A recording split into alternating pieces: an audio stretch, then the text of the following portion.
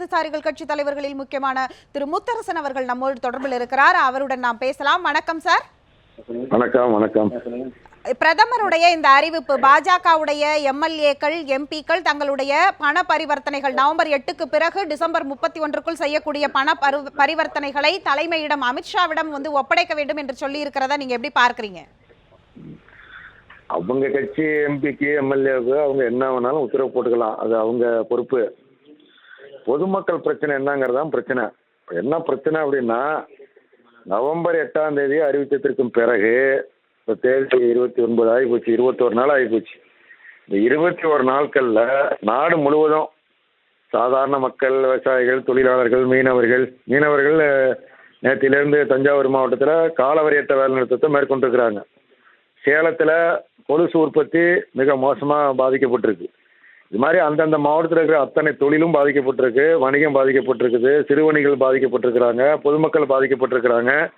இதிலிருந்து என்ன நிவாரணம், அந்த இதுக்கு என்ன செய்ய போகிறாங்க என்பது மாதிரி இல்லாமல் ஏதோ சரியான ஒரு அறிவிப்புகளை செய்து ஏதோ புரட்சிகரமாக நடவடிக்கைகளை மேற்கொள்வது மாதிரியான ஒரு தோற்றத்தை உருவாக்கி அதிலிருந்து தப்பிப்பதற்கான முயற்சிகளாக இருக்கே தவிர ஆக்கப்பூர்வமான நடவடிக்கை எதுவும் இது வரைக்கும் கிடையாது.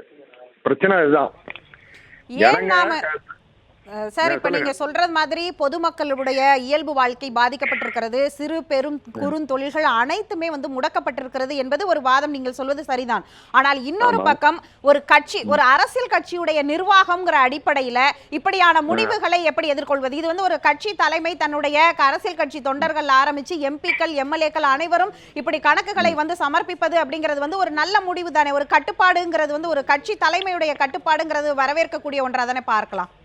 இது ஒரு சாதாரண விஷயம். என்ன பொறுத்தவரை எங்கள் கட்சியில் சேர்ற பொழுது யாருக்கு என்ன சொத்து இருக்குது என்னன்னு முழு உரமும் கொடுக்கணும்.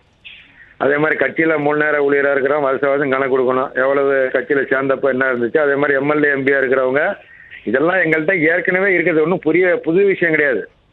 இதெல்லாம் ஏற்கனவே எங்கள் இடதுசாரி கட்சிகளில் சிபிஐ சிபிஎம் மற்ற இடதுசாரி கட்சி நடைமுறையில் இருக்கிற விஷயம். இது ஒன்றும் ஒரு பெரிய புரட்சிகரமான நடவடிக்கை இல்லை.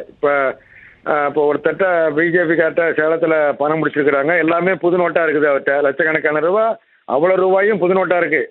பொதுமக்களுக்கு பணமே கிடைக்கல.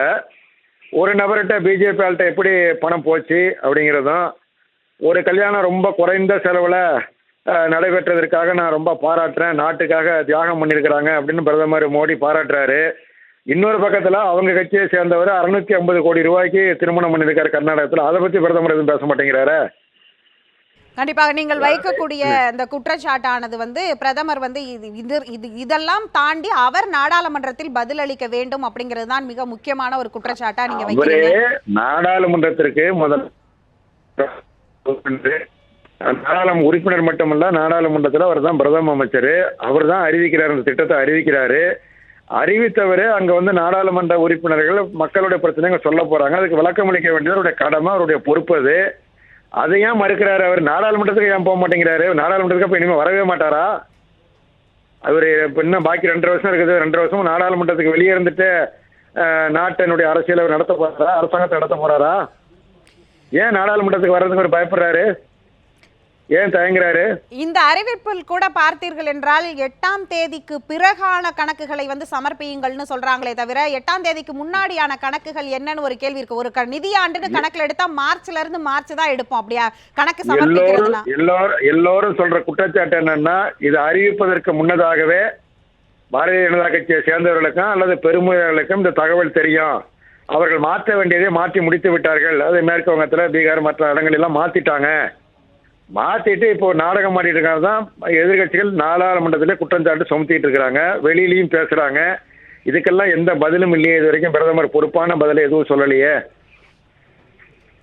அப்ப இப்போதைக்கு இவர்கள் கட்சி தலைமைக்காக கொடுக்கப்பட்டிருக்கிற இந்த அறிவிப்பு இது ஏற்கனவே எங்களுடைய கட்சியில எல்லாம் இருக்க ஒரு சாதாரண ஒரு நடைமுறை தான் அப்படின்னு சொல்றீங்க. ஆனால் இப்போது எடுக்கப்பட வேண்டிய கால அவகாசத்தின் அடிப்படையில பிரதமர் என்ன செஞ்சிருக்கணும்னு நீங்க நினைக்கிறீங்கன்னு சொல்லுங்க. பிரதமர் செய்ய வேண்டியதுங்க, முதல்ல பல சந்தேகங்கள் வருது. 8ஆம் தேதிக்கு முன்னாடி இந்த கருப்பு பணம் வைத்திருவர்களுக்கு தெரியும், அந்த ஏற்பாடெல்லாம் தெரிஞ்சு என்ன பண்ணணுமோ எல்லாம் பண்ணிட்டாங்கன்னு ஒரு குற்றச்சாட்டு ஒன்று இருக்கு.